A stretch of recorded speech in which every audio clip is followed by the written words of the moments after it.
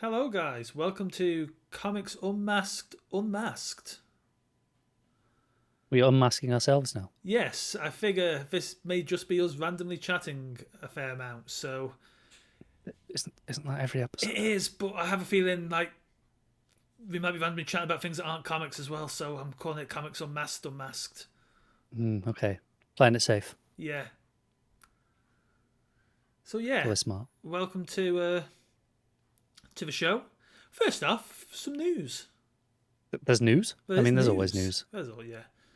Uh, well, we've just been talking about it, so I'll start off with some little news first. Famous Star Wars comic character, Black Wookiee name,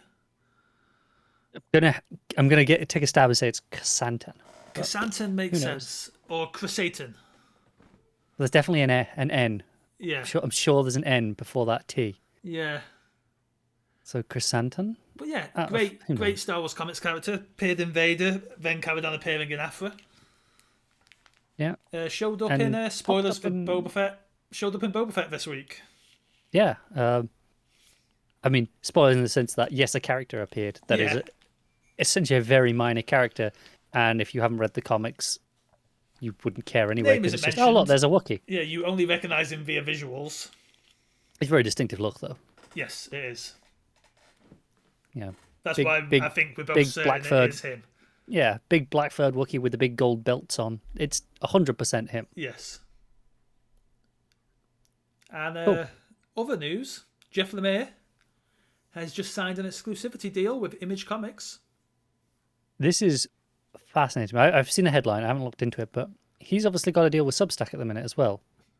Well, I don't think they They don't, because because Substack don't take any publishing rights, so he can still publish everything via wherever Image. he wants to Yeah. afterwards. Anyway, is how I know obviously he has other plans that he'll do direct for Image as well, but how much of it will be? Here's all my Substack stuff. Here you go.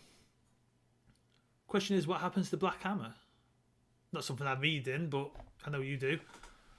Good question. It might be excluded from the deal in the way a lot of these deals tend to exclude Or if already it's ongoing things. truly creator owned, it just becomes a whole new generation's Astro City and moves lots over the years.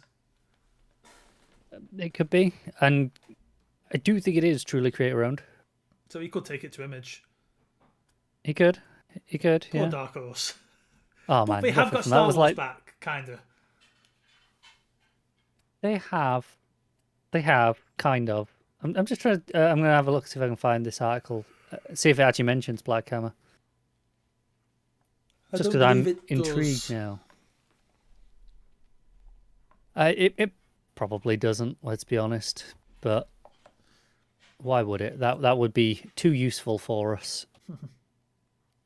But no, that is a good question as to what will happen with that. Like I say, I know often these deals exclude already ongoing things, but given that it's not simply an ongoing comic, right? You know, it's a whole universe. It's not Yeah. one comic. I don't know how that would work. Like if it would work or if it would be okay, you can finish off whatever series is being published as of right now, but after that, tough. Uh, just says he's known for Black Hammer. That's not helpful. Yeah, they're saying he'll reteam with Win for upcoming Little Monsters in March, and Sorrentino for the Yeah. Bone Orchard Mythos stuff, Which are which I'm both very things that excited for. look interesting. Yeah, I mean, anything with Win on art is usually solid, and you know, I haven't read Ascender yet. Which one came first, Ascender or Descender? Descender, I want to say. That came first. I want to say, yeah. Yeah, I've read that one. I haven't read the second one yet, but I'm sure it's just as good. Um, you know, I have a weak spot for anything Lemire draws himself. Yeah. And it's not that you know the things that he does with other artists are bad. Some of them are phenomenal comics. Pretty much everything he's done with Sorrentino is fantastic. Yeah. Everything he's done with Win is fantastic. But he hits a different vibe, a different tone when he's doing stuff you know, entirely by Yeah. himself. it's whenever he's collaborating with other people, I think he's very aware that it's a collaboration and he lets them bring stuff to it. Yeah. And it's not that it dilutes it; it's a mixture of two things. Whereas when it's just himself, it's very much no. This is a Lemire only project, and you can tell in the vibe. And I tend to prefer them just because they work for me. But I'll still be very excited to read basically all of these. Yeah. So, what other creators are exclusive to other than Brubaker and obviously the various founders? To Image, I'm not sure. The owners are all Image exclusive, obviously. Yeah. Although I don't think that's contractually obliged. I think it's more just it makes more sense for them to because they'll get a higher cut. Oh, yeah. But I think theoretically they could go elsewhere. BKV? Just... Maybe?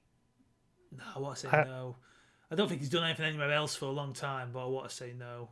He's done a lot of the kind of self-published stuff, right? Again, it's a weird company for people to sign up exclusively with because of the nature of the... It is, and it's like generally exclusive contracts are handed out by the big two because you want them to work on properties. Yeah. You want them to work on your existing IP, and then, and more importantly, not work on your competitor's IP. Yeah. For the most part, the big two don't give a shit if you go and do creator-owned work on top of it. Like even most of their exclusive contracts still allow for creator-owned works at other companies. Yeah, because Tynan was exclusive at... Yeah. Why he was making something that's killing the children and Department of Truth and... Because...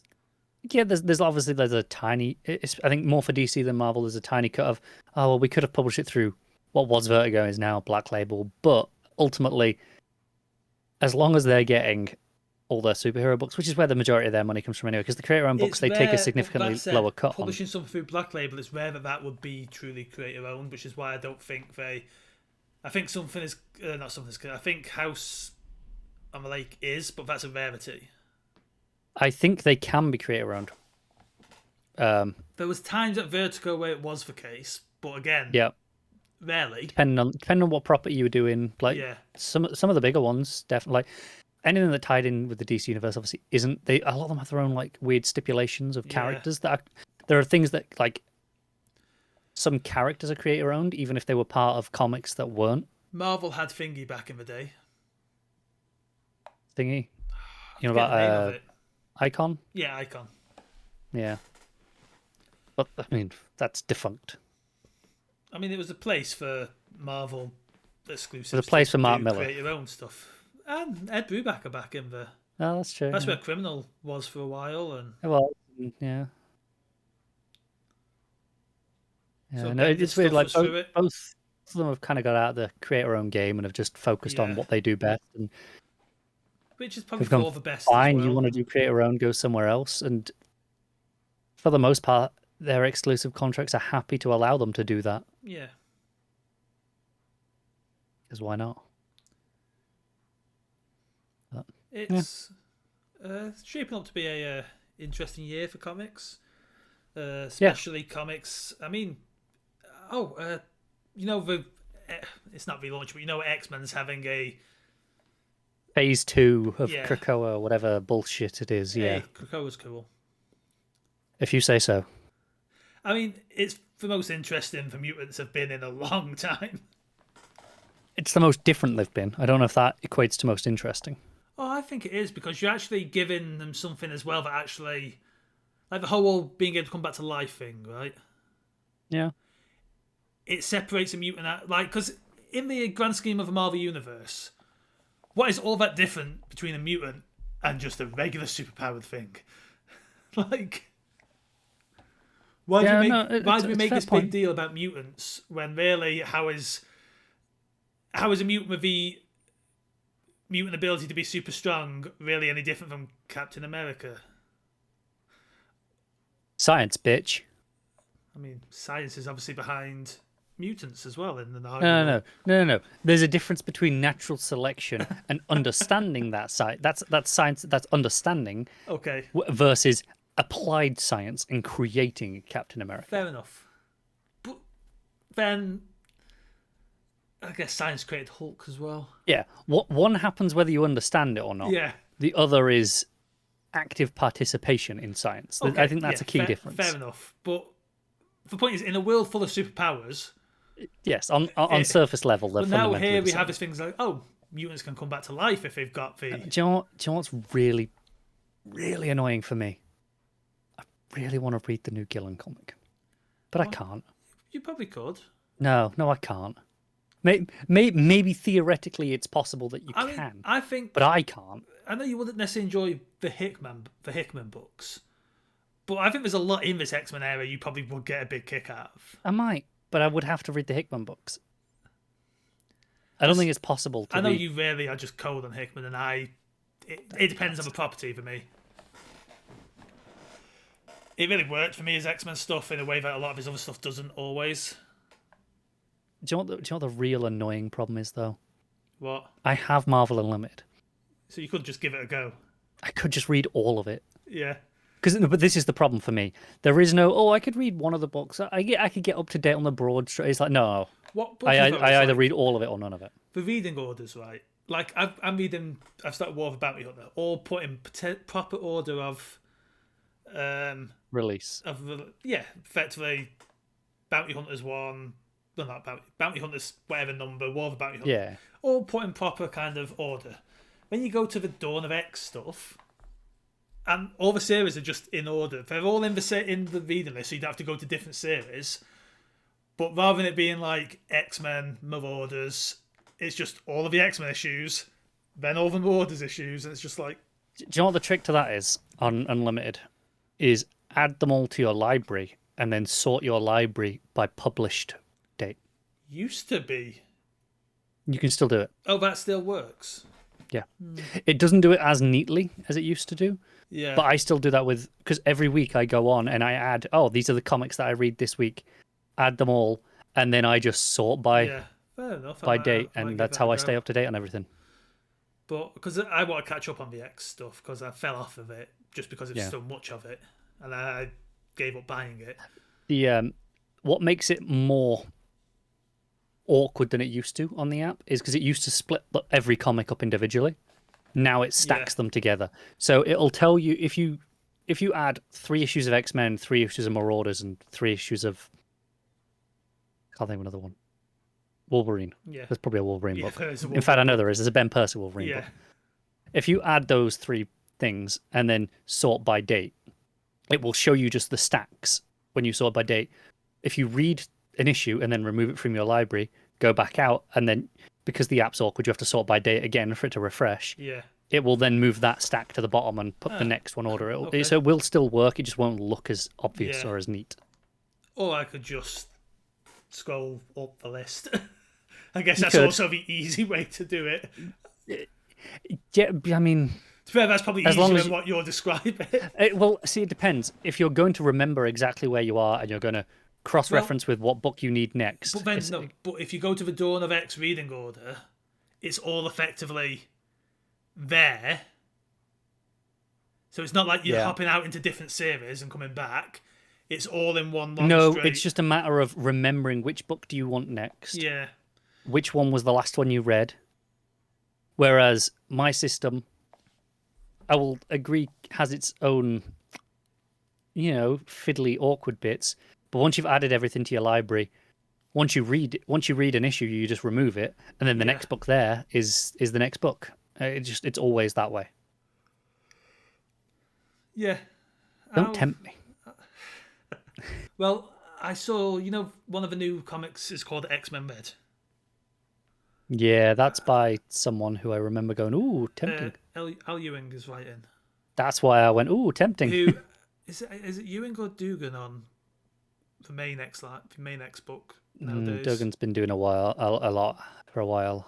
Oh, what's his Dugan? But Al Ewing's doing XMen Red. But first off, when I saw the name, I was like, oh, colour-coded teams again. But how does that fit into what they're doing these days? And then they revealed what XMen Red was about today. Oh, I've not seen this. Well, apparently at some point in this whole thing, the mutants have terraformed Mars. Sure. XMen Red is about the X team that is protecting Mars. That makes sense. And all of a sudden it was like, oh. Red. Yeah, this is cool. This is cool stuff. I even think, like, even if you're not interested in books, just seeing this whole X world from the outside is fascinating in and of itself. It is, and I love the way they've collected them. Yes.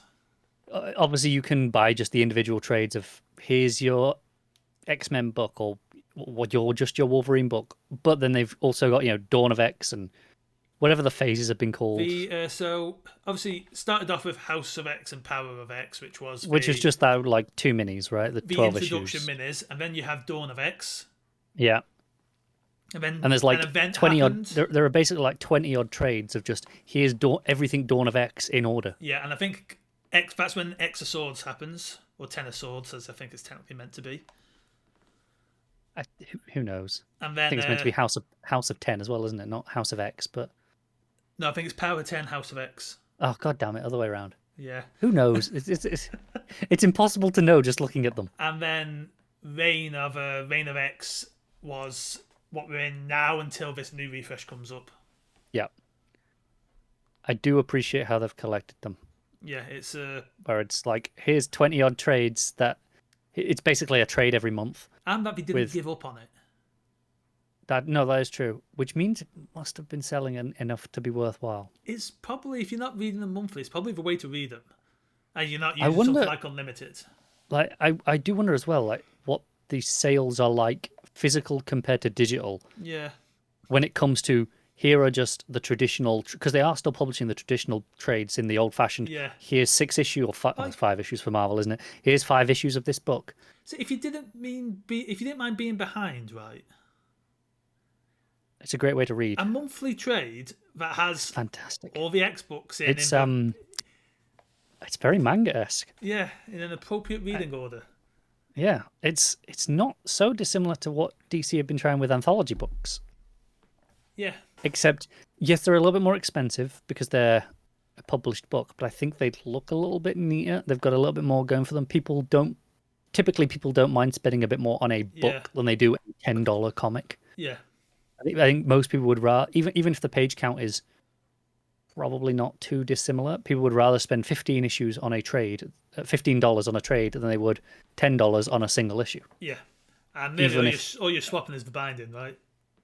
Yeah, the binding and maybe an extra 20 pages. I don't know what the page count on these are. But the thing is, I reckon you reshape their anthologies into graphic novels and don't even increase the page count, and they'd probably be greeted with a better... Probably. And I don't know, maybe DC will try something like that in the near future. Yeah. But like I said, I think I suspect in traditional bookstores, the traditional trades are still selling better. Yeah. But I think for people following on Comixology, I think these trades have got to be worth doing. And maybe they're not printing massive runs of these, which is why. But in terms of formatting it for the digital files, it's a 10-minute job reformatting in a different order, right? right? Picking them up in a Comixology sale, right? And I may just pick up for trades. Yeah. Like when they're on sale, grab those Dawn of X trades, or right. And I wonder if that's part of their scheme with it, because I did notice there was obviously the big holiday sales on recently, and Marvel had whatever their sales was, and they did have all of Dawn of X, all of those trades were on sale. The X line right now is very similar to the Triangle Era of Superman back in the day, which was not as neatly collected. No, it's not. Although to be fair, nothing was neatly collected back in those days. They're doing a good job of it at the moment, aren't they? Haven't they started doing those Man of Steel?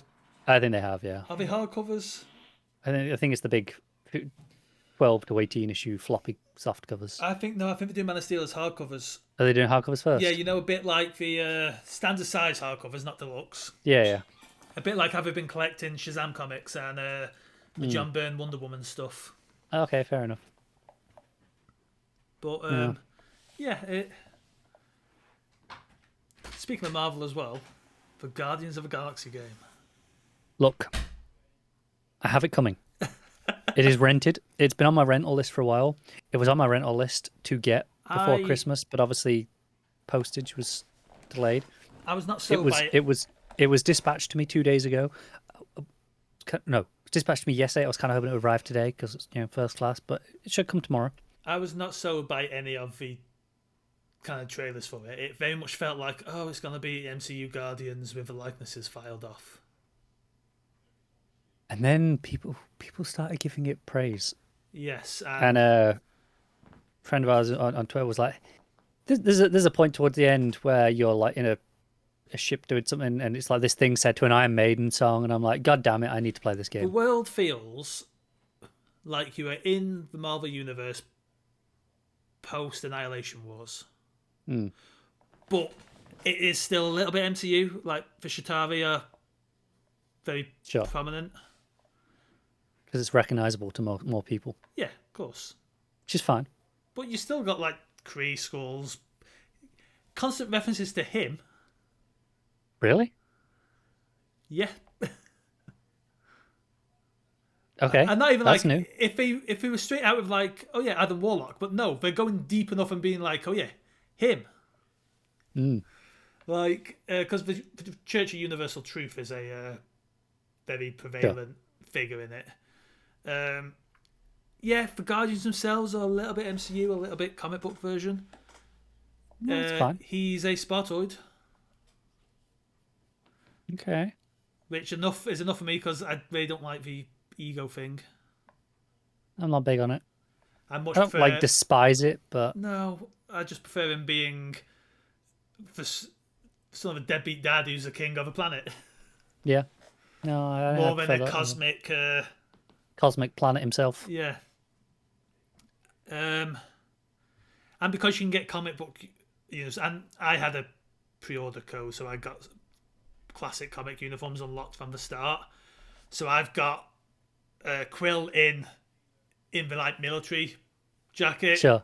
Yeah. I have a Drax in the like, not like the hood, but like the skull cap kind of. Oh yeah. I've got Rocket in suit with glasses. Groot I've kept as the game has him, and then Gamora I've got in hood, cloak, like cape. And classic. Yeah.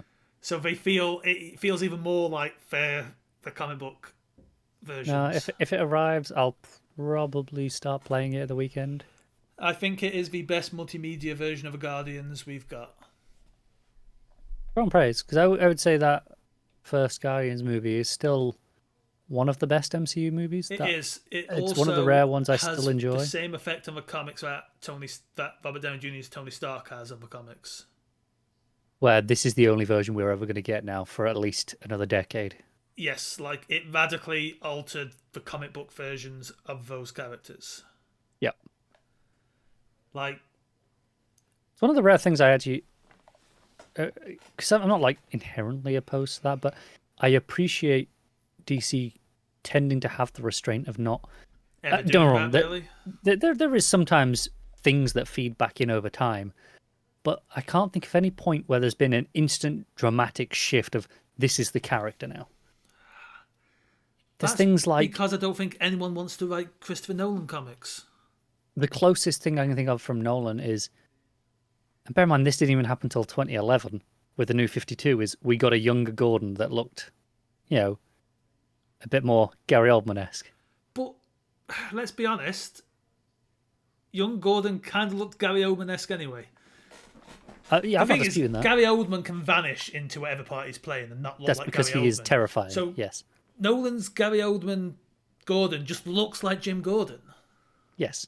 Like, I don't think we got a more Gordon-esque, a more Oldman-esque... If anything, New 52 Gordon is significantly younger than Oldman. He is. It's more like, okay, there was a popularity with that. We're rebooting and kind of making things simpler. I was like, let's just take that version. It's the closest I can think of. It's just, I think Gary Oldman's Gordon just looks like Gordon. Yeah. Yeah, but, probably. Yeah, I don't think anyone's out there writing comics and deciding, like, what I really want to write? Chicago. No, and it's like, what? When was Dark Knight Rises? 2008. What year was that? 2008? Yeah. Right. Here's Iron Man. It's about 2009 that we start getting Dick as Batman, right? Yeah. Like, that is the opposite to cross-media, cooperation as it gets. It's just like, screw it. Batman's gone. Yep. Not dead, obviously, but like, well, I mean, for all intents and purposes, dead to the universe. I mean, to be fair, like, we're not writing Bruce right now. it wasn't. I'd say there was maybe 3 months where Bruce wasn't being written. Don't get me wrong, it wasn't long, but even when he came back, he wasn't Batman. Batman and Robin was. Grant Morrison's Batman and Robin is like 12 issues. 12 or 16? Maybe 16. I'm forgetting. It's been a while. Batman and Robin's apparently 26 issues. No, that's gonna be That's gonna be what comes after. In terms of, I don't know how much of that is Morrison's, but just the whole, like, from when it started publishing to when it relaunched. No. Morrison wrote 16 issues. So yeah, I was right with that. Did it not get renumbered? No, not until New 52, apparently. Apparently it ran up till 26. So Peter Tomasi took it over at that point. You had Cornell for 17, 18, and 19. Oh, yeah. Tomasi did 3 issues. Winnick did 3 issues. Was that Hine Bruce did and 1 Damien issue. or Dick and Damien? Let's have a look. Did everyone just stop reading it? It must be Dick, because Bruce didn't come back to being Batman in the cowl until pretty much as soon as Batman. Right? No, way before. No, but not in Gotham. Well, no, but I think we all just stopped reading Batman and Robin when I think so. Morrison moved on. But yeah, I mean, Bruce was only out of comics, 3 issues? I think you got the first arc of Batman and Robin, and then Return of Bruce Wayne kicks off. Yeah, and this is what I'm saying. I'm not saying Bruce Wayne was gone or not being published, but if you came and if you just watched Dark Knight Rises, you were like, I'm hot off those movies. I really want some Batman, and what you've got is the most not basic Batman ever. You're there exactly. You go, all right, I want to read Batman, so I'll pick up a Batman book. Caveman. And the odds of you picking up Return of Bruce Wayne are tiny. You're going to pick up a Batman book. You might pick up Batman and Robin. No, realistically, you're picking up the rather not good Tony Daniel Batman book of time. Yeah, because if you pick up Detective Comics, that's not Batman either. That's Batwoman at this point. That's Kate Kane, yeah. Yeah. So what have you got? Batman and Robin, which was the main book. Which was probably the most recognizable one, that if you went into a comic store, you'd see Batman and Robin, you'd see a Batman in a bat suit with a Robin. You go, yeah, sure. I mean, I guess Batman was giving you relatively basic bat stories, just with Dick in the cowl. Right. And again, it's not that any of these things are bad. I really like that era of Batman. It's convoluted and weird as shit, but I love it. Oh yeah, I've read that like a lot, and it's Dick remains my favorite Batman.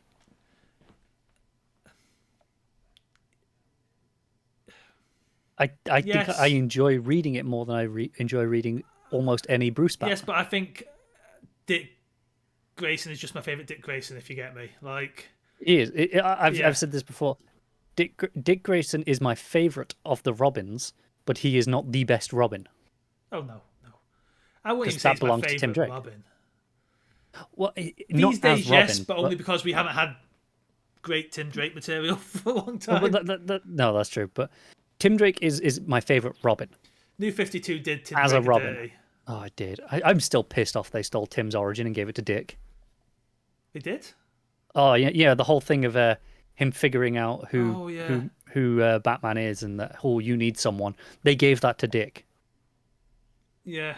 Like what? Because it's another one of my favourite things of that era.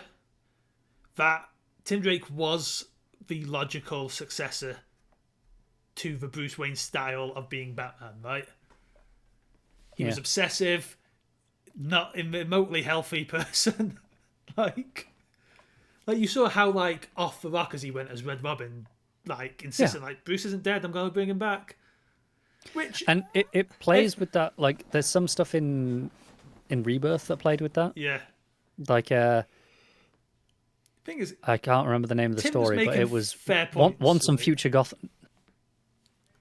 In a world where people come back from the dead regularly, I don't think Tim's like, I don't think Bruce is dead and I'm going to prove it is really that crazy thinking. It's not. It's not. But But I love Tim. my favourite Tim's my boy. point of that era as well was Battle for the Cowl. Mm-hmm. Tim poisoning Lady Shiva. Yeah. And then it's why Tim is the most Batman of all of them. And then Ra's al Ghul, right, starts calling Tim the detective.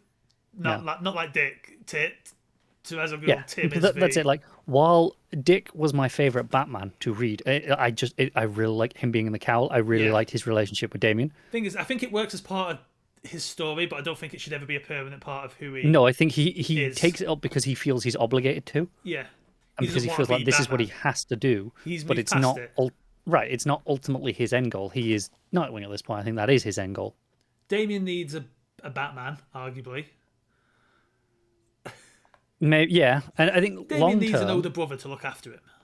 Long term, Dick becomes Nightwing and stays that way, and like that's his end state.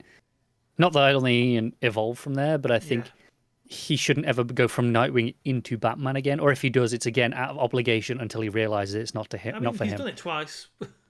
Right. Again, I'm not opposed to it, but more, it can't be a permanent. Like, no, Dick is never going to be Batman. Ultimately, at the end of that story, Dick realizes it's not for him, and he has to be Nightwing. The thing is, I think the ultimate truth is, unlike I think John being Superman is fine because I think there can be another Superman. Yeah. I don't think there can or should be another Batman. And I know we've got the new Batman as well, haven't we? One of the Fox kids. Yeah.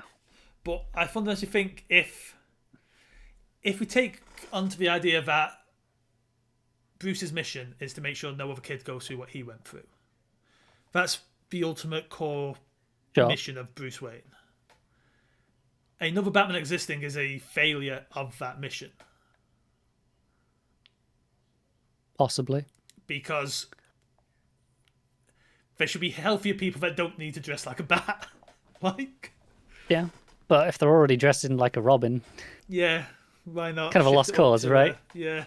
So I think Dick, obviously, yes, he takes it up because he feels like he has to, but he has to go back to being he has to realize that he's Nightwing eventually. And that's, in a way, it's a little bit repetitive because that's essentially the idea of him becoming Nightwing in the first place. He realized he couldn't be Robin. The proper conclusion to that story. No.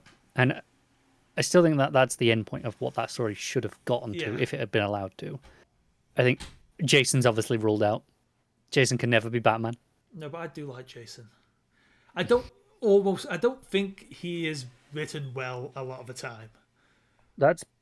I will concede that maybe my bias against Jason is that for the majority of the last decade, he was written by Lobdell. Yeah. Which didn't help. I think as a character, as kind of the black sheep of he is Batman's Punisher, right? Did you read... I assume you've read the Nightwing Annual. It's read the Nightwing Annual. That is fantastic. And that is a fantastically written Jason in there. It is. Like I said, I'm coming around. Slowly, now that other writers are being allowed to use him. Dick's Hole, shouldn't you be dressed like a crowbar? It's great. Yeah. I like him as the brother who's a little bit on the outside. Yeah, don't wrong. I'm coming around him. I think he has a place in the family. Having him give up guns is probably the right call. If you want him to be a little bit more firmer in the family. Yeah, unless you permanently switch to, he's using rubber bullets and stuff. But even then, these are the weapon of the enemy. We do not need them. But they're not explosive, so... Who knows? Again, I'm coming around him, but definitely not Batman. No. Tim, I think, is Batman. Tim, I think that's the end state of him is he's got the paranoia that Bruce has.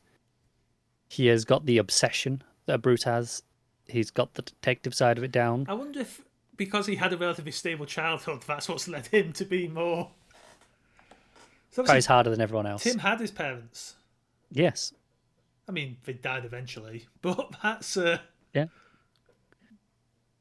No, exactly. And then I think ultimately Damien, as much as there's the Batman 666 continuity, which establishes Damian as he's the heir apparent, and he is Batman. I don't think he is, and I think the think problem is if Damian ever becomes Batman, Damian hasn't grown as a person. If you get me. I think Damian ultimately takes over. Sound weird. I think he ultimately takes over, Raz and become takes over the League of Assassins, and not to necessarily be just an assassin, but more he takes over that side of things and kind of. I don't know. And you see reform going on. I mean, especially current continuity. There's a lot of splinter groups going on over there. There's various. We've actually got League of Assassins, we've got League of Shadows, we've got League of Lazarus. All of these are various splinter groups at the moment. So I can see him kind of taking over, reforming, and kind of doing that again when he's older, but ultimately not being Batman, but still part of the family. I think we've got the right Batgirls, right? Yeah. Babs is better as the mentor figure at this.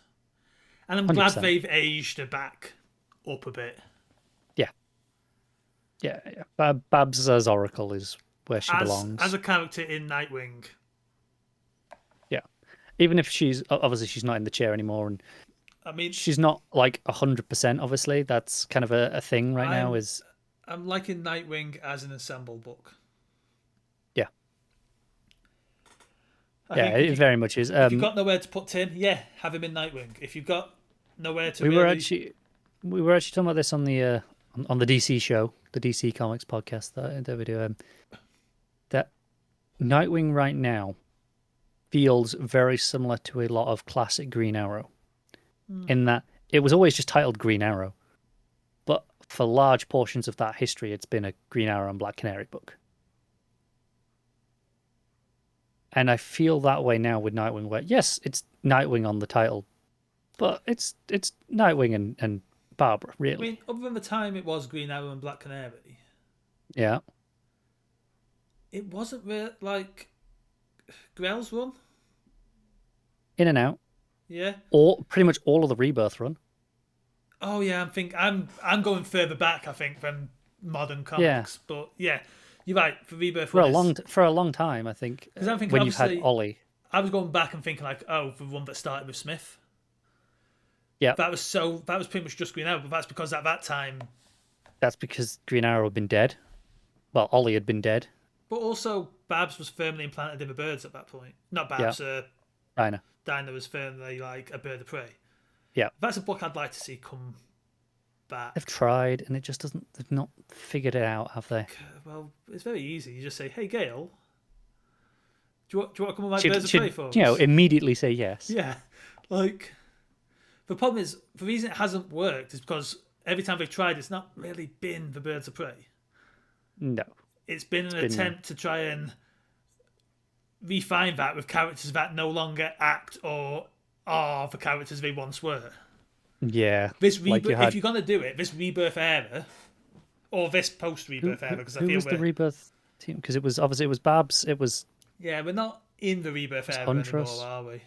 I think officially we are in the Infinite Frontier era now. Yeah, so this Infinite Frontier era, where it just feels like they've just gone back to how the universe was when we first started reading comics, right? Give or take some things, yeah. Yeah. This is like, if you're going to recapture classic Birds of Prey, all the characters basically are the versions of those characters they once were again. Yeah. I would very much like to read a Birds of Prey book. Then maybe Batgirls will strike a little bit of that. It could do, because you've got Babs in that role, and then you've got the two field agents, essentially. Yeah.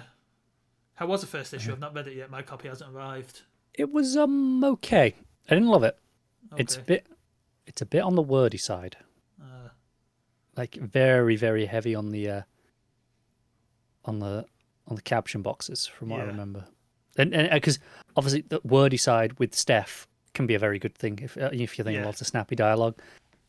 It's more, lot of dialogue boxes. It's a bit clunky is the word I'd use, I think. But it's not bad. just not quite as exciting as I'd hoped for.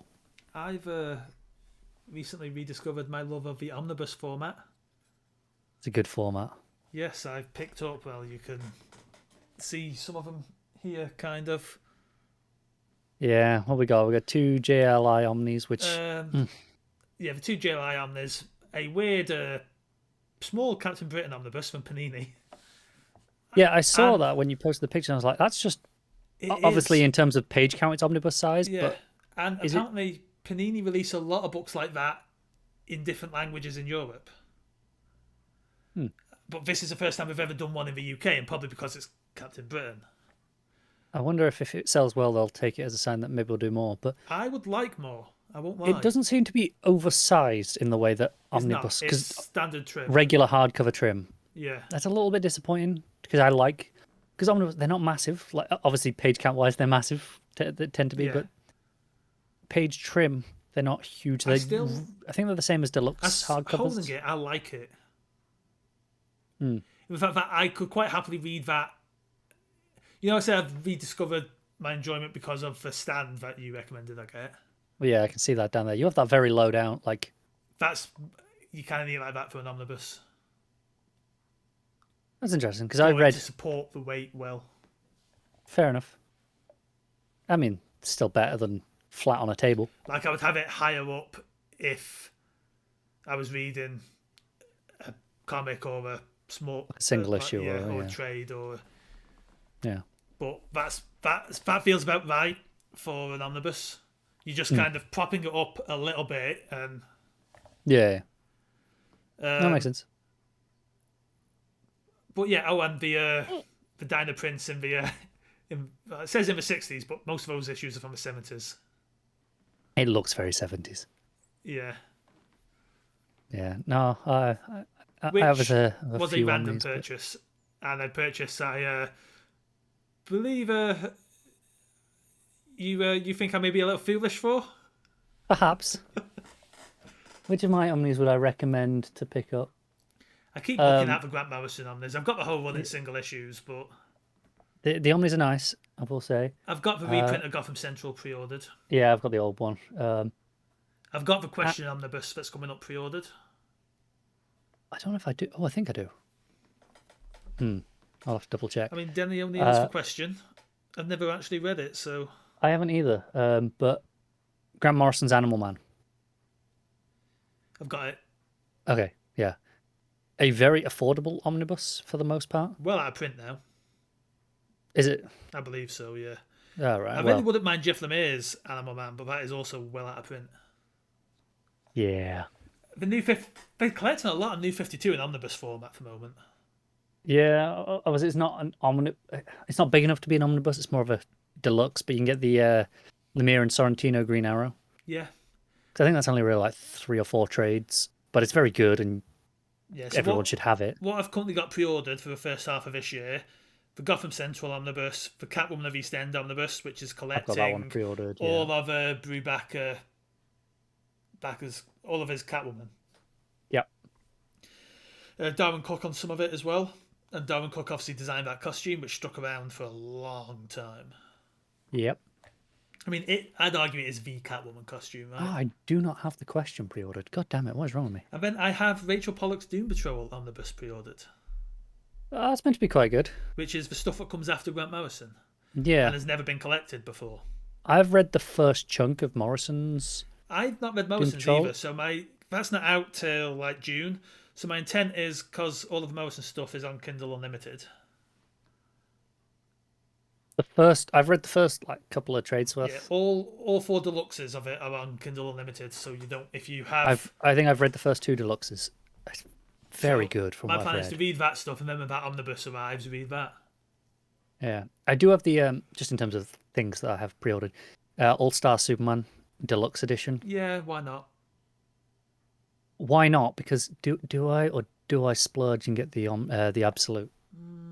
If you like the Omni size, that's basically it as an Omni. Well, the Deluxe is Omni size. Yeah, so that's the Absolutes are... If you want to put it on a shelf with your Omnis, the Deluxe would make more sense. It would. The Absolutes would have to sit with my Dark Horse Library editions, essentially, because they're that size.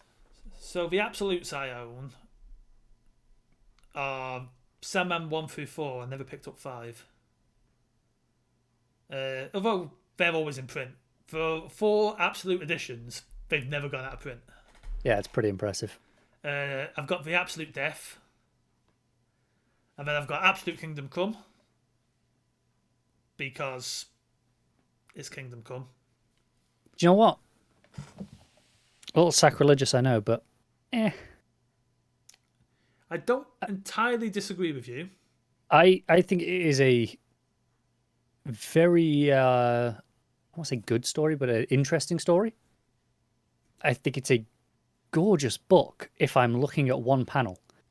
And this is the thing I think about Alex Ross in general. I think he is immensely talented. I agree, which is why He's the absolute format... immensely talented illustrator. Yeah.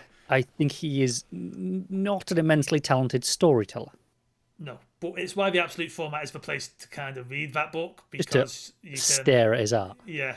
Don't get me wrong, his art is stunning. I just don't like reading it as a sequential comic. I don't think it flows. I also have Absolute Justice, which is the 12-issue Alex Ross Justice League story.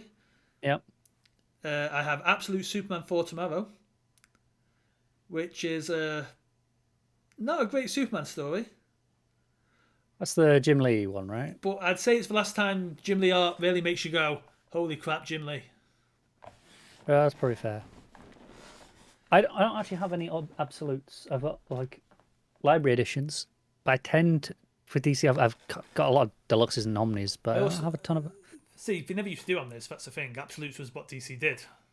They did, and they do. Oh, I've got Absolute. I have Absolute Watchmen, despite not even being a particularly good big Watchmen fan. Yeah, but it's still a gorgeous book, isn't it? It is, and I've got Crisis on Infinite Earths in that format as well. Yeah, I'm just looking what absolutes they've got. That's some sad news, isn't it? George Perez. Oh, we're not recording since then. No. Yeah, that is sad. George Perez revealed he's unfortunately terminally ill. With seemingly months was the implication. And is filling those months with visiting fans, which, like, why not? Yeah, like, great guy. Like, yeah. And I haven't read enough of his work. I've read bits. Everything I've read has been pretty great. I mean, you just think of his footprint on the Avengers one with Kurt Busiek. Mm-hmm. His solo Wonder Woman has defined Wonder Woman to this day. Yes, I'd say the still Wonder Woman the we default. write to this day is still Perez's Wonder Woman. Yes, they try to change it up a bit here or there, especially with New 52, where they try to change up everything. But when things go back to the when things go back to this is the standard status quo of this character. Yeah. With Wonder Woman, it's the Perez status quo. And yes, the Azrael Owen Chang Wonder Woman from New 52, I think, is a great run. Yeah. But ultimately, it's a different take on Wonder Woman, and that's fine. I enjoyed it. I loved it. But also, yeah, I'm not mad that we're still getting Perez Wonder Woman. No, I think if you want a... That is the classic Wonder Woman at this point, and is long enough ago that I think it's fine to define it as the classic Wonder Woman. Yeah, we got the first issue of Wonder Woman Historia a couple of months ago. I don't know if you've read it or planning on reading it. I've got it. I haven't read it yet. It takes the idea that we got in the early Perez stuff of how the Amazons were kind of created with all the souls in the of all the wronged women. It takes that and runs with it. Like at least half of that first issue is devoted to that core element. Yeah. It's very much inspired by that Perez stuff. Teen Titans, Wolfman and Perez. Teen Titans, yeah. Mm-hmm. Well, new Teen Titans, but yeah, but again, that's what the Teen Titans that we think of as the Teen Titans today. Yes. Again, there have been different teams and lineups over the years. The Marvel and DC crossover. Yeah. Which again, Kurt Busiek wrote, Perez drew. Yeah. It's a big legacy and well deserved. Yeah. His stuff's good. I don't think that's really a hot take or news to anyone, but it is. Yeah. Yeah. It'll be sad. I'm sure both companies will do something. They tend to reprint things here or there when this stuff happens. Okay, I want to caveat this with like, this is not like like, trying to think how to phrase this. I don't want to say this meaning like, oh man, we might get this out of it if you get like, because that's ghoulish Yes, and kind of. but it's going to happen anyway at this point. Could Marvel and DC? Well, more, how to phrase it? Can Disney and AT&T? Contract lawyers say no. Yeah, could they republish Avengers JLA? As great as that would be, The answer is probably no. I'm going to say probably not. Yeah. I think if it was down to like, even if you took it down to like, all right, editor in chief at both companies and took it down to that level, to Jim Lee and Cebulski? I think so. Yeah. Yeah. Like I say, you take it down to that level, both of them greenlight in a second. Yeah. I have no doubt about that. Phage is in charge of even Marvel Comics these days, right? Technically, on the. Who is? Is it Phage Feige? Kevin Feige? Feige. Feige, yeah. Is he? I think technically he is like in charge of Marvel as a whole nowadays. I don't think he has much say in any of the publishing side of things or does much there, but I think on paper he is. Yeah. Also, I don't think Jim Lee's editor in chief anymore. I think he stepped down from that role. It's because I think he's got chief creative officer still. Oh no, is he not publisher? Yeah, he's co-publisher maybe. I don't think he's not co-publisher anymore. He's just publisher now, isn't he? Publisher now, which is publisher is the top. Has always been the top spot at DC anyway. I'm not sure if it isn't Marvel. Yeah. Because it's what Dan DiDio used to do on his own before Jim Lee joined him. It's what Jim Shooter used to. Did he step down from that? Like, I can't think. It's can't think of her name. It's a woman they got from the YA department. Yes, I know what you're on about, but I can't. I also again, I only don't know the name because it's still relatively recent. It's in the last year or so, and I'm completely blanking on the name. But I know who she is vaguely, and I'm enjoying the work that DC are putting out under her. Well, that's what matters, right? So yeah, DC is the best it's been in a long time. Yeah, unless I think if you bring it down to that level of corporate, well, I've just googled DC editor in chief, and then Google is insisting like, oh yeah, Bob Harris. It's like, please no, don't say Bob. Mary Javins. Thank you. That's the one. Yeah. Bob Harris was editor in chief for way far too long. Yeah. I mean, he should never have been rehired in the first place. No. He nearly bankrupted Marvel in the 90s. Like, he hasn't even got a good like his various terribleness aside. Not that again, you shouldn't put that aside, but he's not even good just at the looking job. at the business sense of it. Yeah, it is bizarre, but he's gone now. Thank God. Shows how long severely mediocre people can stay in positions of power, doesn't it? Really does. Yeah. But yeah, like I say, if you take it down to that level, I'm sure that everyone greenlights immediately. I think now that they're both owned by significantly larger conglomerates. DC for a long time. Yeah, but now there's both of them. Yeah. And again, at least before when it was Warner, that didn't really have when it was it is Warner. It's just Warner is also now owned. Yes, but when it was Warner with the highest, the biggest fish in the pond, I kind of knew what to expect with them. Like you could predict what sort of moves they would make because you knew kind of this is what the Warner mentality towards DC is. Yeah. But now that they have to answer to AT&T, I don't know. It's anymore. still my favorite thing about last week tonight. Oh, it's HBO owned by AT&T. And every time constantly take shots at AT&T. Yeah, and it's just like, what you got to do, business daddy? Yeah. Yeah, it was great. Yeah, no, it would be nice to get a reprint of that, but I think corporate lawyers will say no. Yeah. It's a shame. Have you seen some of the memes going around about Winnie the Pooh? Yes. Like the whole thing's like, if your bear Copyright has a red law. shirt, beware. If your bear be nude, free he be. Because obviously it's classic Pooh, isn't it? That is now. It is. But those illustrations are still, I think, in copyright because they're not in the original text. Those illustrations came significantly later. So is it just Pooh the concept in? As in terms of being a small yellow bear. Technically, is classic Pooh yellow or brown? Yellow bear is very much Disney. It is maybe. Like I'm not sure. Winnie the Pooh in red shirt, very much Disney. Yeah. Well, no, because the covers have a bear on. But it's just black and white image, that. Like I thought, classic brown naked Pooh. I don't think it's. I think it's still. I think it's still mostly yellow rather than brown. It's not a vibrant yellow, but I think it's like a dull yellow. Yeah.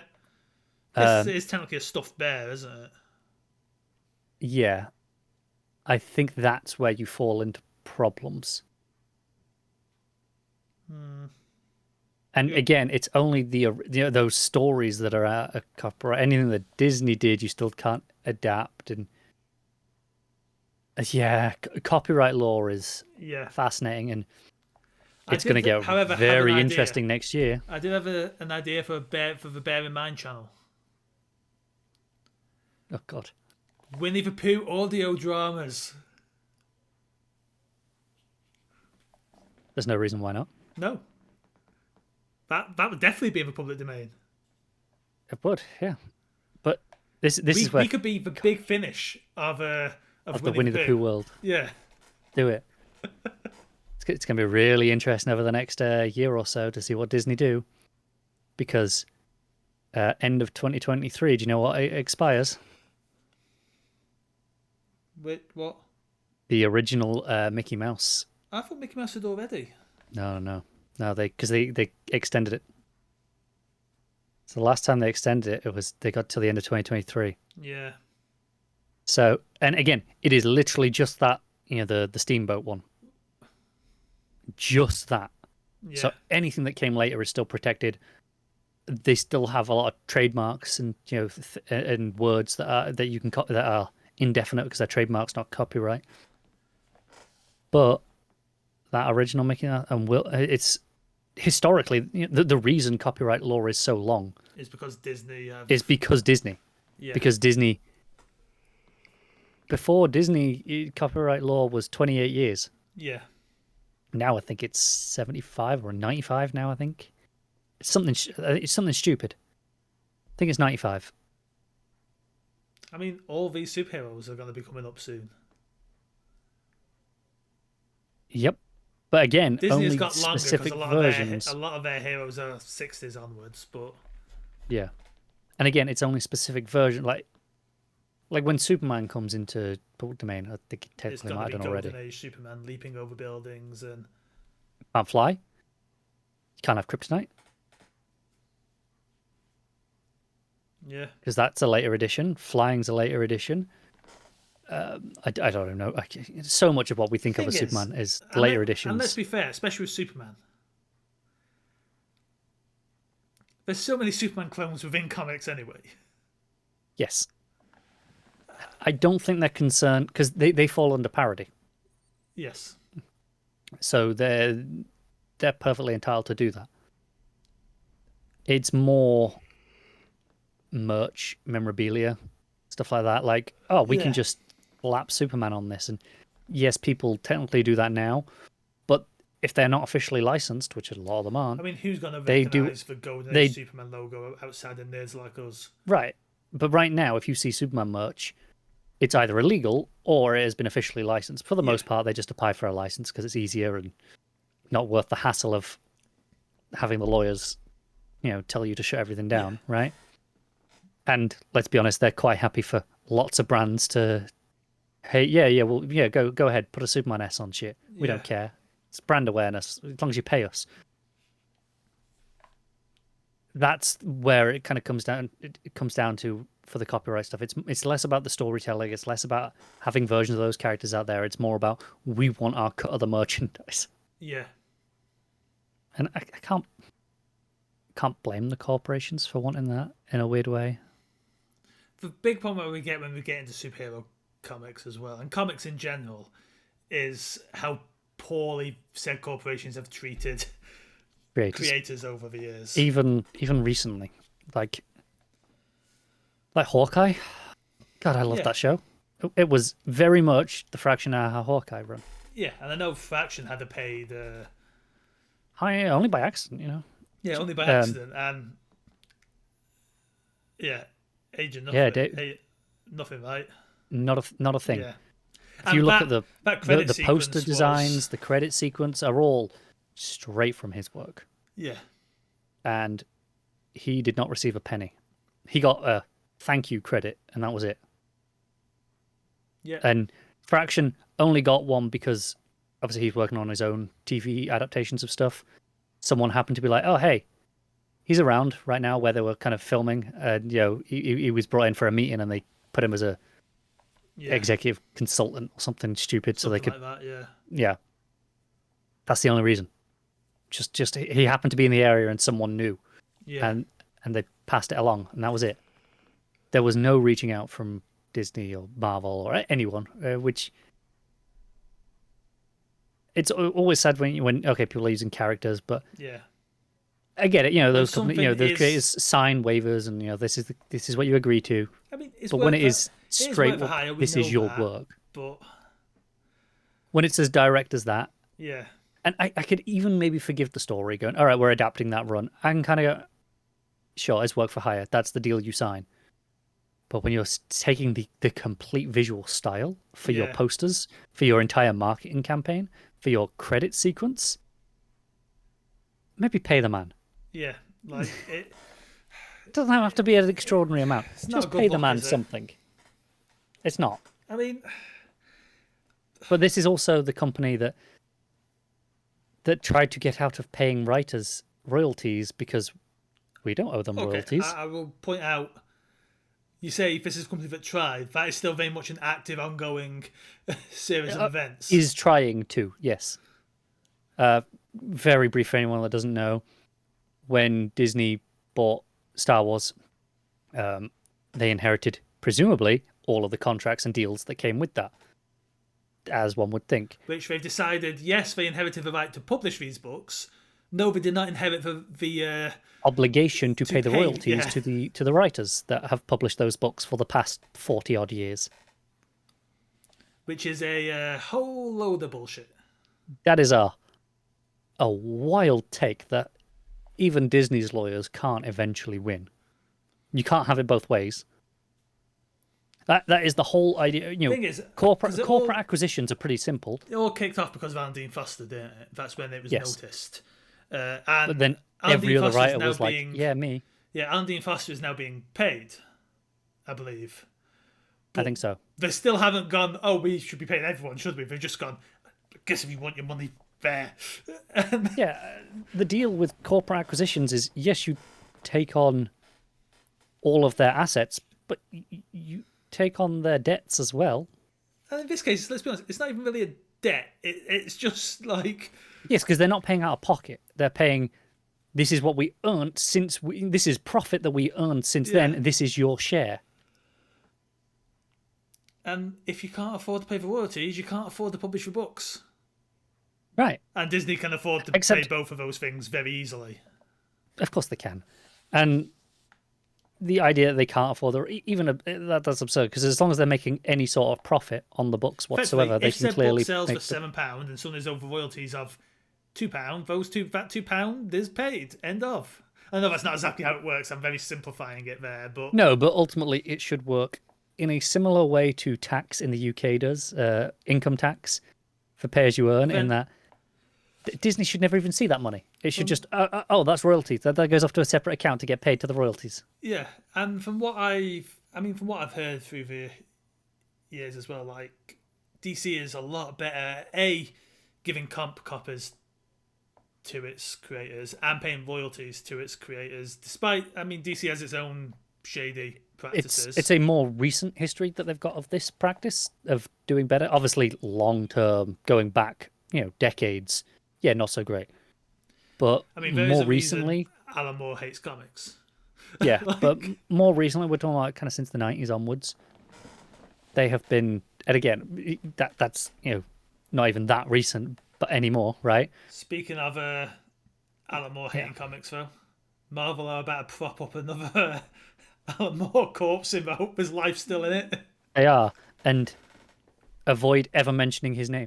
Is it because I'm not sure? I was talking about this on the They podcast. can't mention his okay, name. this is what I was saying.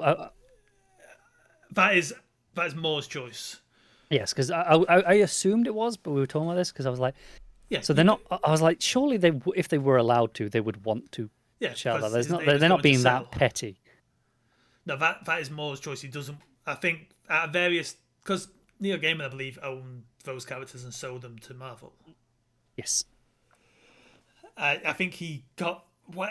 I mean, there has to be some contractual obligation that they can't use his name. The law issue around the legal issues around Miracle Man are an episode in and of itself. Are they even allowed to publish his name in? Obviously, they can't market it. They can't put it on the outside cover. Are they allowed to say stories by Alan Moore on the inside? Like, no, are they allowed to credit him? He is credited as the original writer. Ah, yes. I do remember that now. Yeah. Yes, they are stories by the original writer, and weirdly, Alan Moore is on my Captain Britain omnibus. I wonder if that's something to do with Panini though. That is different. Oh wait, no, he's not. Never mind that then. No, he's not. No, okay. It's such a man, Alan Moore. But do you know what I kind of want to read this year? What? Jerusalem. Thing is, I think I'm like a lot of people say, oh look, Alan Moore's being grumpy. It's like, yeah, because journalists keep asking questions he doesn't want to answer, and has made it abundantly clear over the years he has no interest in answering them. So when you keep asking about these books he made years ago that he has no desire to talk about, of course he's going to come off. And I see a lot of people who know him, like his family members and stuff, often go, yeah, journalists don't pick up on his tone very well, and it doesn't translate to text. So a lot of times he'll say something sarcastically, and it doesn't get printed as sarcasm. I would love to sit down for a pint with Alan Moore, and I would have the damn common sense to just not bring up the stuff he doesn't want to talk about. Yeah. Like I'm not gonna bump into Alan Moore and go, hey Alan, love for Watchmen. I mean, you might mention it. You let's be honest, you probably would mention that, but you wouldn't then talk about it for an hour. No. But, yeah, no. And but yeah, Miracle Man is because obviously Miracle Man is a Captain Marvel / Shazam knockoff. Yes. Which great because officially becoming part of a British company that was publishing Captain Marvel, now known as Shazam, books, lost the rights. So they invented Marvel Man as their replacement. Then as time moved on and things got a bit more modern, Marvel had set up shop in the UK. I think they threw up a bit of a fuss that these newer Marvel Man comics were coming out, so it got renamed to Miracle Man. Yep. And then stuff with Spawn happened. One way of putting it. And now Neil Gaiman owns it all, including his Spawn character Angela, that also is now part of the MCU. Well, we should not MCU, just Marvel comics. Just Marvel, not MCU. Yeah. The MU. Yes, the MU. 616. And yes, and Angela has been part of that for probably 3 or 4 years now. Kind of in the middle of Aaron's Thor run that popped up, right? Yeah. Kind of introduced that in there. So it's been a while now. And this Miracle Man stuff, it's been years in the making. Yeah. Like it's been kind of, there's been rumblings for a long time. It's a bad call. But yes, they're not just republishing this stuff and reprinting now. Working on the final issues with Buckingham. Is he shit? Apparently, they're just waiting for both of them to draw them. Yeah, we'll see. I don't believe those issues are ever seen the light of day. I think there's still weird legal obligations around them as well. Yeah, and now they're just making Miracle Man straight up part of the Marvel universe. And they're releasing a Miracle Man Omnibus of all of the original writers' material. Yeah, which, sure, why not? Right, all for reprinting and keeping things accessible and available. Yeah, that's always a good thing, no matter what. If he doesn't want his name on it, that's fair enough. You can take your name off it, but it should be. There's not an obligation for it to be there to be read, but it's nice that it's there to be read. Yeah. First thing, preservation. I think keeping that in circulation, great. Bringing the character back, don't. Just don't. Just publish comics, but treat it the same way you do Conan. Just don't even do that. I say that, and then I'm like, yeah, they put Conan in the Marvel universe as well, didn't they? They did, yeah.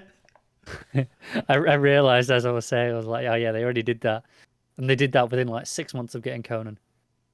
It's really annoying me that I can't read Conan on Marvel Unlimited. For whatever reason, they're licensing reasons. Yeah, it doesn't extend to. You also can't read Savage Avengers on Marvel Unlimited. Yes, because of Conan. Yeah, there's a couple of issues that are on there that don't have Conan in. Yeah. It's bizarre and it's annoying because I quite liked the early stuff that I read. Yeah. From the Marvel stuff, the early Marvel stuff. I dropped off and I was like, I could go back and read it, but it must specifically be subscription services because it is all obviously available digitally on Comixology. Yeah, I think we've spoken about this before on here. It's bizarre. I don't know what the hell's going on with that. I would love to sit down with a lawyer at Marvel and just be like, what the hell, guys? What's going on here? Just show me the contract. Licensing issues fascinate me. Yeah. I know it's a weird thing to find fascinating. No, me too, though. I just want to sit down with the lawyer. Whenever I see just people show me the text. Twitter or something going like, well, why can't this happen? And my brain clicks licensing. I could give you a long reason why it couldn't, but I'm going to bore you to death if I do. Yes.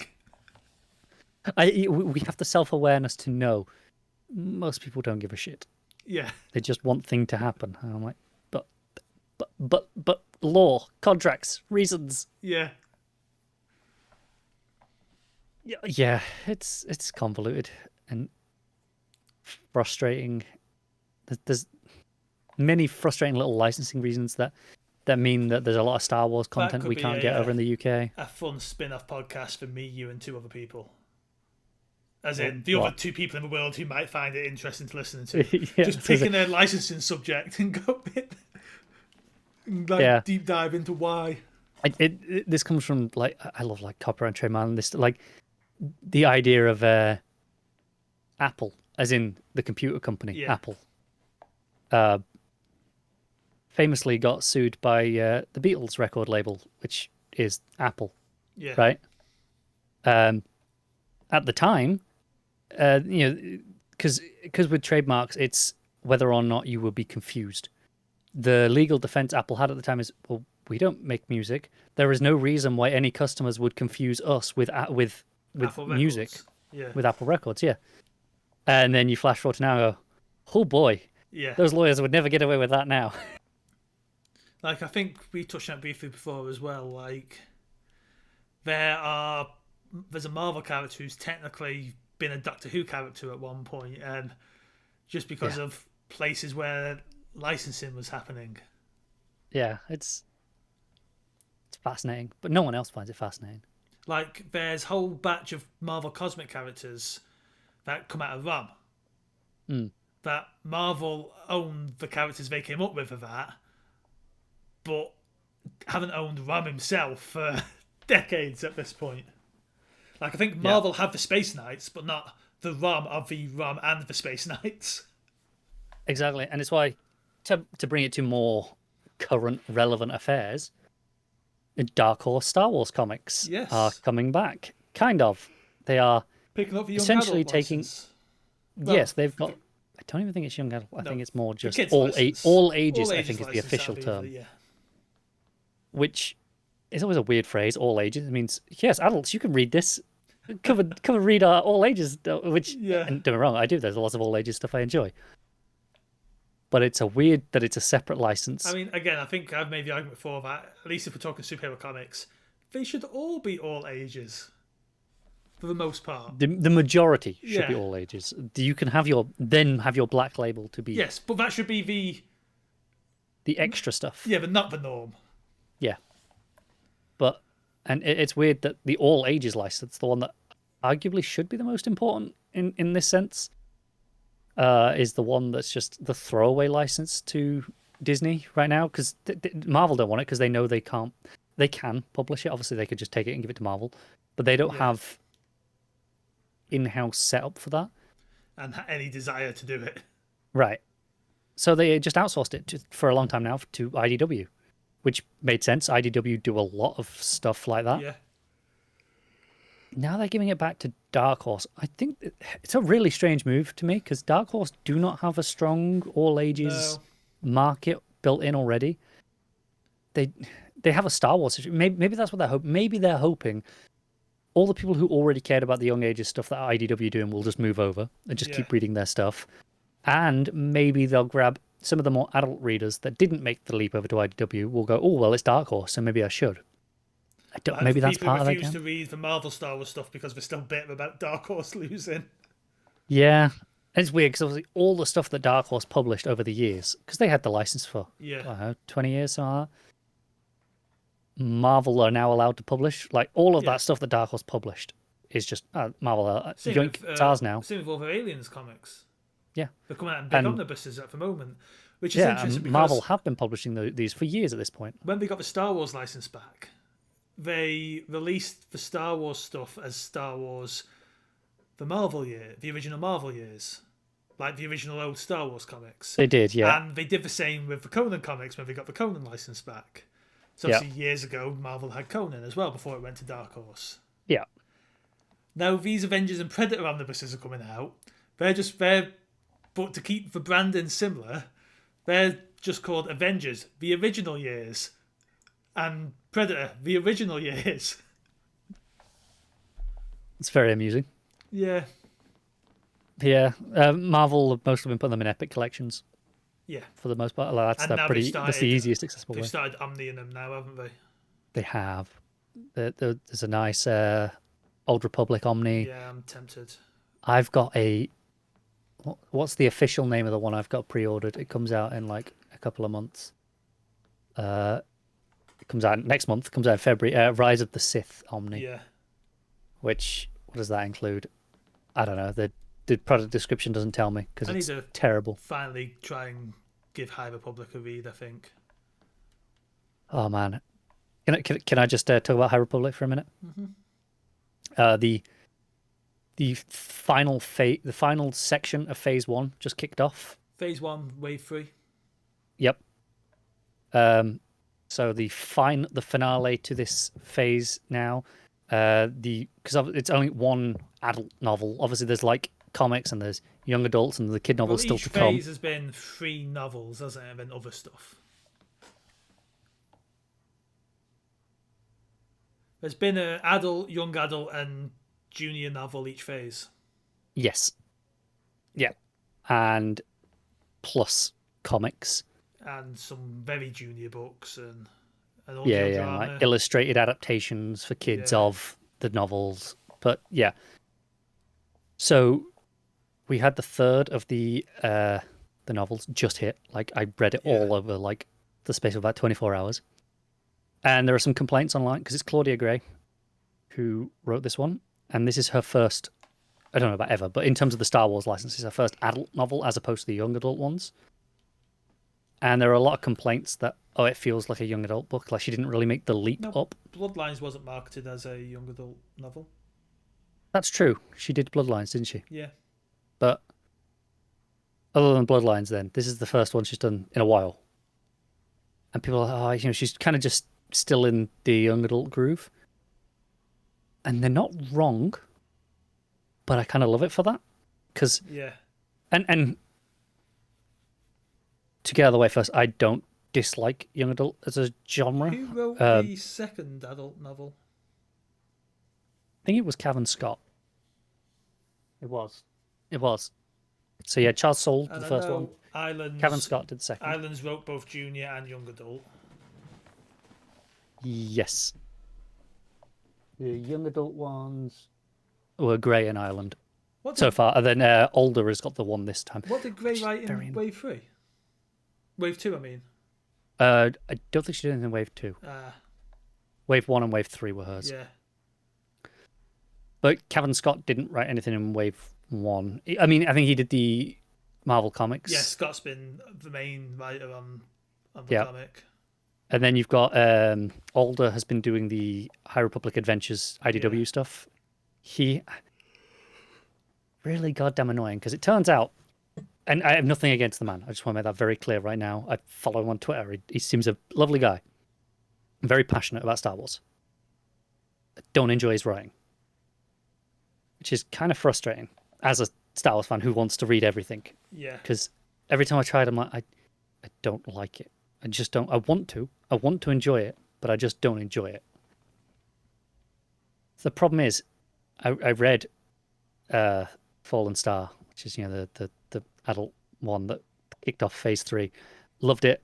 The reason I like, even though it was young adult, because it was young adult feeling, it was very, very fast, very snappy. Yeah. There was not a lot of time describing events necessarily. Like the events happen and you got the gist, but there wasn't all the details you tend to get. It focused a lot on character interaction. But given what was happening, I really wanted that character interaction. So I was happy with that. The problem is, I want more. And Alder has the young adult novel for this wave. I kind of want it, but do I want to? But am I going to get it and then be annoyed at myself going, damn it, I still don't like it? I mean, you may as well give it a go, hadn't you? Yeah. Worst case scenario is, you still don't like it. I know. It's annoying. I know, isn't Phase 2 going back 150 years? Yes, and god damn those bastards, because this just introduced a whole new... There's a whole new thing about... Not to get really into spoilers, but there's some things, or maybe someone, or some things that are interrupting the Jedi's connection to the Force in this book. Like, collectively, via proximity, they're struggling to reach the Force. Like, it's almost like they're cut off from it, but not entirely. And it just introduced this and barely teases this mystery.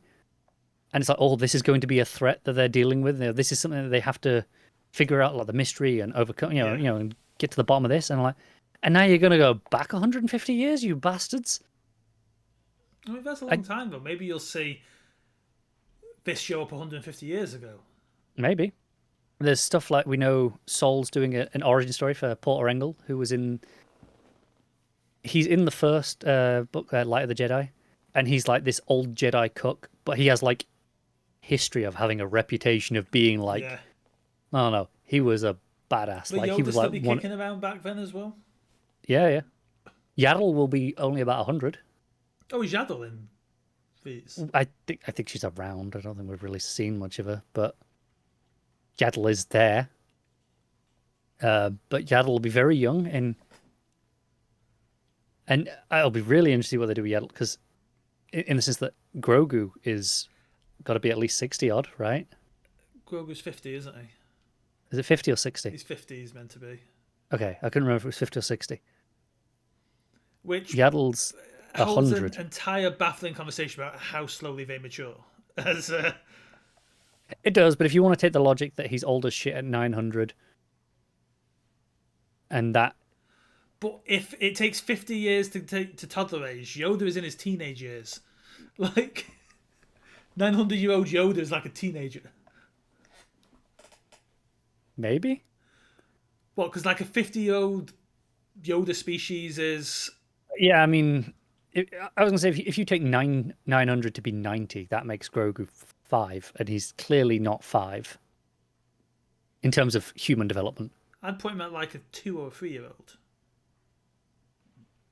Yeah, it can move, has personality, 2 or 3. If you say, I mean, it's feasible. So if it takes 50 years to get to 2, 900 really isn't all that. Unless we have the 900 is about, what, 45, isn't it? Yeah. Unless we have a growth spurt of all growth spurts at a certain point. I think that's the only way they can sell it, isn't it? I don't think they thought it through, is the problem. I generally don't think they've actually... Sorry, what? Disney didn't think something through? Yeah, I don't think they contemplated having... I thought they thought, oh, Yoda's lived for a long time, so let's have a baby Yoda be 50. And I don't think they've actually... What they really wanted is they wanted that first episode of Mandalorian where they were throwing out, he's going to rescue this 50-year-old captive. Yeah. And didn't want... And they wanted that moment where you got to the end and saw, you know, at the time, just Baby Yoda. But then that actually thought what that actually means for... Yeah, I definitely think that's what happened. That species aging. Just don't worry about it, man. Just don't worry about it. Just don't think too hard. Yeah. Man, imagine telling Star Wars nerds not to think too hard about something. I think I say that as a Star Wars nerd. On that note, however, we shall say to our... We spoke about some comics and actually, mostly this was comic-related things. This was mostly comics. Way more comics than I was expecting it to be. It was less about comics themselves and more about things surrounding comics and hey, we've talked about publications. We've talked about... I mean, that's what this show was always meant to be about. All the big comic hits. Yeah, you know, comic fans love licensing. Well, at least these two do. Exclusivities. Yeah. we're the nerds amongst nerds. And on that note, good night, guys. Guys, we're back for some kind of insert. Whether this is at the end or inserted in the middle, I do not know. I'll decide that at some point. But Connor has something he wants to say to you. I don't know what it is, so it's a mystery. I have an update on Jeff Lemire's exclusivity. Oh, his email came through as we were recording. I nearly mentioned it and then didn't. No, it's not even that. This was Newsarama actually reached out to Lemire for details. Oh, cool. So this is extra to that. So obviously the deal is for print. We were speculating as a Substack. The deal is for print only. Obviously, it doesn't affect that. He'll continue to publish through Substack. However, he says he has an exemption to write the final few Black Hammer series, which will still be released through Dark Horse and my Substack over the next couple of years. All Black Hammer books will continue to be published through Dark Horse, and nothing is moving. Okay. Well, that's that, guys. That is an update on that. It will, if I remember to edit it in, it will be in there. Yeah. But, you know, I'm not very competent, so... It's true. We'll see. Maybe you'll see this. Maybe you won't.